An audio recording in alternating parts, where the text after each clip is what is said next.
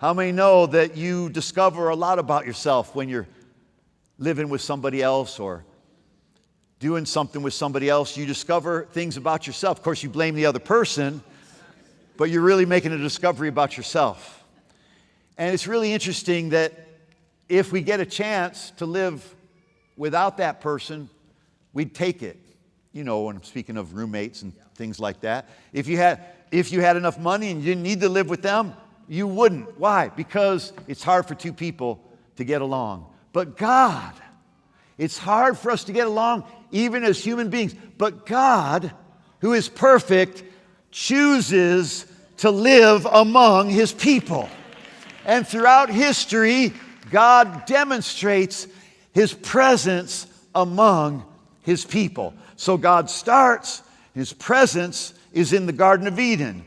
But after Adam and Eve sins, God's presence in the Garden of Eden doesn't matter as much because man can't live in the Garden of Eden, so God accommodates man. Where does God's presence move?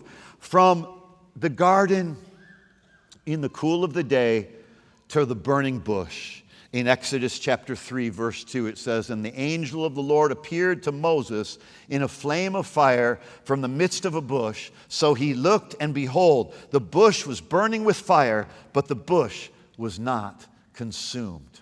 This is a picture of how we see God's presence progresses from the Garden of Eden, and now His presence is in the burning bush speaking to Moses. First, His presence was where?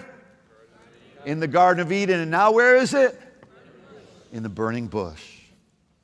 Then God's presence moves to the tabernacle. In Exodus chapter 40, verse 34, God instructs Moses to build a tabernacle in the wilderness. It says, "Then the cloud covered the tent of meeting, and the glory of the Lord filled the tabernacle." The cloud covered the tent of meeting because God's presence was in a pillar of cloud by day, a pillar of fire by night. This is where we see God's presence showing up in the tabernacle now. So God's presence moves from the Garden of Eden, progresses to the burning bush, and now here in Exodus chapter 40, God's presence is in the tabernacle. The tabernacle was called the tent of meeting. It is where Moses would go in and meet with God. It is where the people could come and meet with God through the priests. They couldn't go into the Holy of Holies, but they could come into the outer courts and the inner courts of the tabernacle. But they could not go where the presence of God was. Only a high priest could go once a year to make a sacrifice for people's sins once a year by taking the blood of an animal and sprinkling the mercy seat in the Holy of Holies where God dwelled, which leads me to the next place that God's presence progresses. So God's presence goes from the Garden of Eden to the burning bush to the tabernacle to the Ark of the Covenant. Now the Ark of the Covenant was a box that God instructed to be made where His presence would dwell and where the commandments would be put, the stones with the commandments on them would be put in the Ark of the Covenant, and God's presence would be in the Ark of the Covenant, and on top of the Ark of the Covenant is called the mercy seat.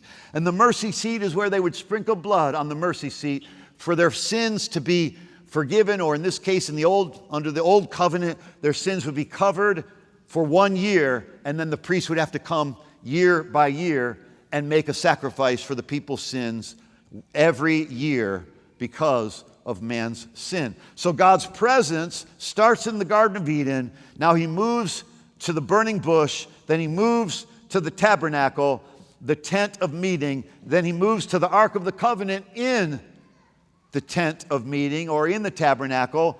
And the Ark of the Covenant is written in Exodus chapter 25, verse 8. "And let them make me a sanctuary," God says, "that I would dwell in their midst." You see, God's always wanted to dwell among us. God always wanted to dwell in our midst. It's not because He has to, it's because He wants to. He wants to share His love, share His life, share His purpose, share His family with us. He wants us to be a part of that family. He wants to dwell among us. He doesn't want us to live on our own without Him. We were never created to live without Him.